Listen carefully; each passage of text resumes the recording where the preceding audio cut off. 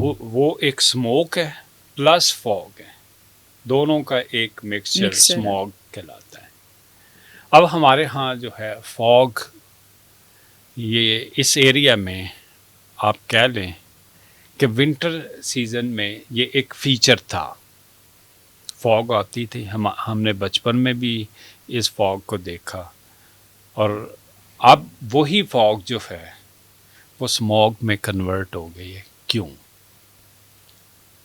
ये पोल्यूटेंट की वजह से, जो हमारे एयर पोल्यूटेंट्स हैं उनकी वजह से, and due to the usage of excess of basically carbon monoxide. सिर्फ कार्बन मोनोऑक्साइड की वजह से नहीं, इसमें दो तीन चीज़ें होती हैं स्मॉग में। एक तो इसके अंदर जो है ये डस्ट पार्टिकल काफ़ी ज़्यादा होते हैं, जिसको हम पीएम कहते हैं, पार्टिकुलेट मैटर। ये PM 2.5 और PM 10 इसमें होते हैं। फिर इसमें कुछ टॉक्सिक गैसेस होती हैं, उनको हम नॉक्स और सॉक्स का नाम देते हैं। सल्फर ऑक्साइड और नाइट्रस ऑक्साइड्स ये गैसेस होती हैं।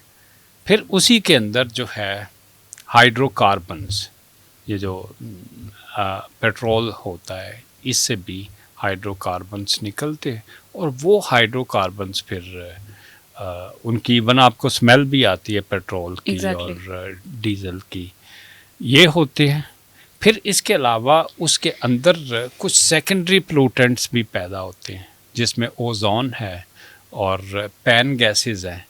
ये इंसानों की आँखों को इरिटेशन काज करते हैं और ब्रीदिंग में काफ़ी सारे जो है वो प्रॉब्लम्स करते हैं। तो ये प्रॉब्लम होती है। और ये कहाँ से प्रॉब्लम होती है?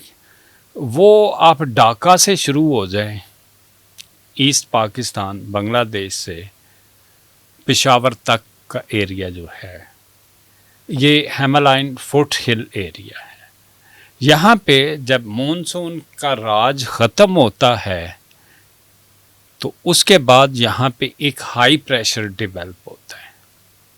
हाई प्रेशर में विंड वेलोसिटी जो है वो बहुत कम होती है, हवा आलमोस्ट क्या होती है, स्टैग्नेंट होती है, एक जगह पे खड़ी होती है।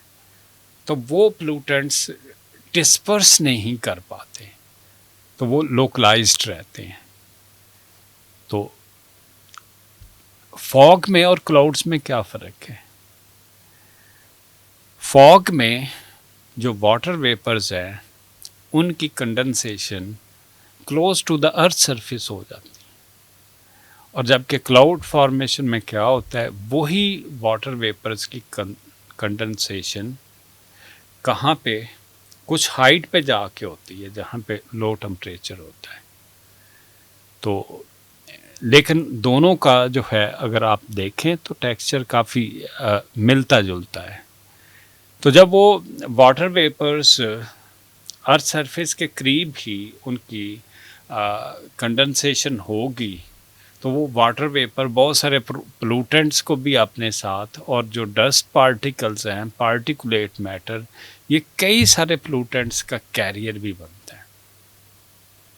कुछ जो पेशेंट्स होते हैं जिनका रेस्पिरेटरी सिस्टम क्या होता है, सेंसिटिव होता है, उस सेंसिटिविटी की वजह से क्या होता है, उनको एस्थमा का प्रॉब्लम होता है, एलर्जी हो जाती हैं, आंखें रेड हो जाती हैं, और फिर ये नाक के अंदर जो है वो काफ़ी सारी कसावतें जमा हो जाती हैं, ख़ास तौर पे जब विद इन सिटी जो है आप ट्रैवल करें।